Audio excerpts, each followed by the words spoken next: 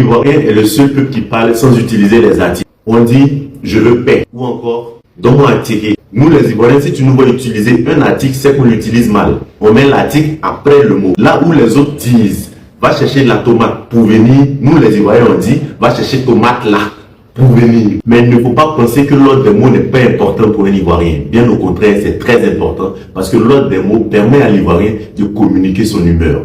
Par exemple, bonjour monsieur, c'est que là, tout roule. Mais, monsieur, bonjour, c'est que là, il y a un problème. Les mêmes mots, pas le même ordre, c'est pas la même chose. Il y a quelque chose que tout le monde sait, c'est que l'Ivoirien peut t'insulter alors qu'il est en train de te parler avec beaucoup de respect. Mais ce que les gens ne savent pas, c'est que l'Ivoirien peut te parler avec beaucoup de respect alors qu'il est en train de t'insulter. Par exemple, monsieur, il y a un s'il vous plaît. Merci. Si on traduit le langage ivoirien, ça veut dire que tu es mal éduqué.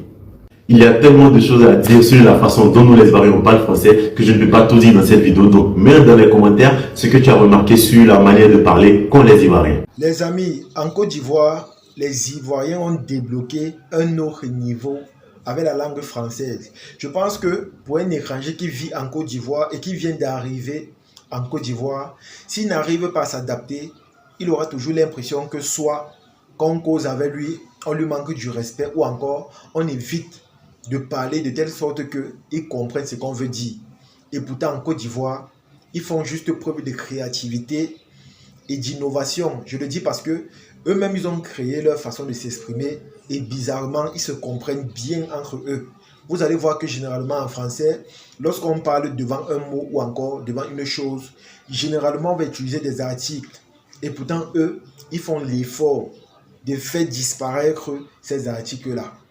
C'est-à-dire, eux-mêmes, ils ont pris cette habitude d'enlever les articles devant chaque mot. Et parfois même, lorsqu'ils décident d'utiliser les articles, ils vont utiliser ça après le mot. Au lieu de dire par exemple que la voiture, ils vont dire voiture là. Vous voyez un peu. Et bizarrement, entre eux, ils se comprennent parfaitement. Ils n'ont pas de problème. Il n'y a que les étrangers qui ont des difficultés à les comprendre réellement.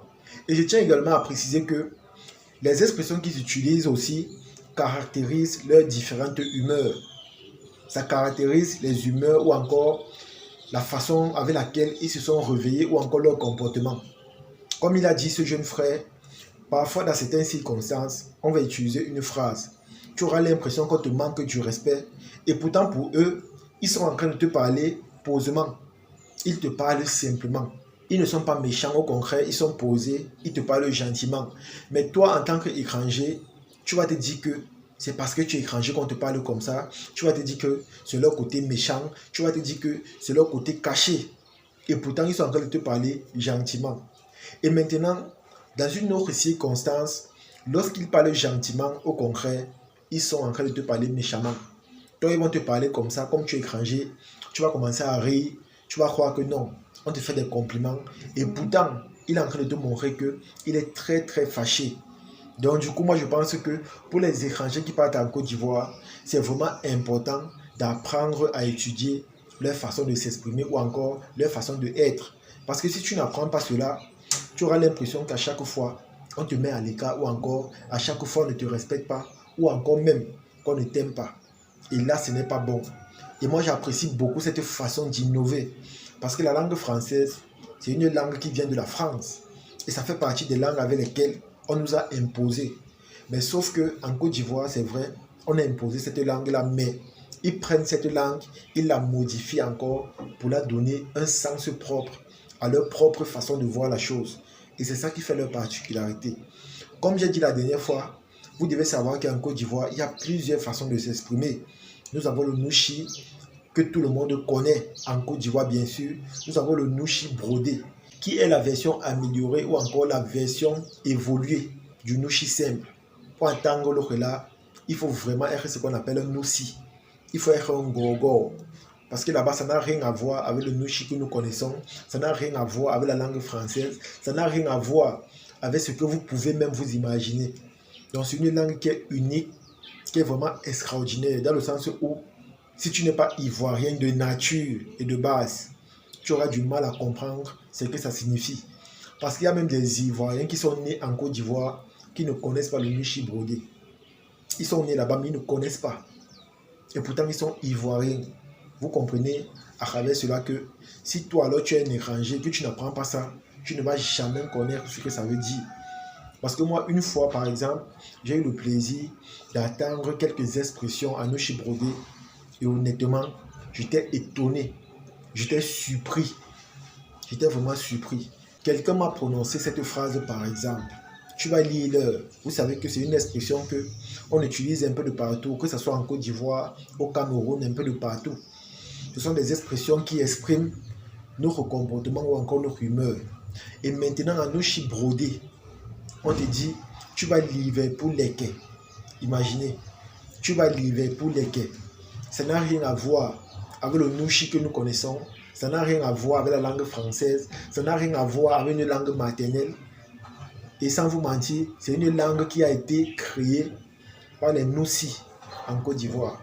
C'est la raison pour laquelle moi je vous dis que ce pays vraiment, en termes de langue, ils sont vraiment extraordinaires et exceptionnels. Parce qu'ils ont créé quelque chose qui les caractérise. Ils ont créé quelque chose avec laquelle on peut les identifier. Et tellement ils ont créé des mots et des expressions que pour finir, même dans certains dictionnaires, on a adopté ces expressions-là. Quand vous allez voir par exemple le mot enjaillement, ça vient de la Côte d'Ivoire. Et pour finir, on a fini par mettre cela dans le dictionnaire français. Donc du coup, on a donné une signification précise qui vient de la Côte d'Ivoire. Je tiens à préciser à ce mot-là. Enjaillement signifie faire la fête, ça signifie s'amuser, ça signifie faire la java, ça signifie faire le PA. Vous voyez que d'une manière ou d'une autre, la Côte d'Ivoire, à travers sa manière de s'exprimer, influence les autres nations, impose sa manière de voir la chose aux autres nations. Donc vous voyez que c'est vraiment extraordinaire. Et je tiens aussi à vous préciser qu'en Côte d'Ivoire, il y a plusieurs villages, il y a plusieurs ethnies, et il y a plusieurs langues maternelles. Donc, hormis cette façon de s'exprimer que nous connaissons, hormis ce langage qu'ils ont créé, hormis l'innovation au niveau de la langue française qu'ils ont fait en enlevant les articles chez eux-mêmes, en fonction de leur village, en fonction des ethnies, chaque peuple a sa manière de parler, chaque peuple a ses traditions, chaque peuple a son argot. Vous voyez que la Côte d'Ivoire regorge énormément de potentialités et énormément de valeurs linguistiques. Et c'est ça qui fait leur particularité, c'est ça également qui fait leur différence. Parce qu'ils ont su influencer les peuples, les pays voisins avec cela.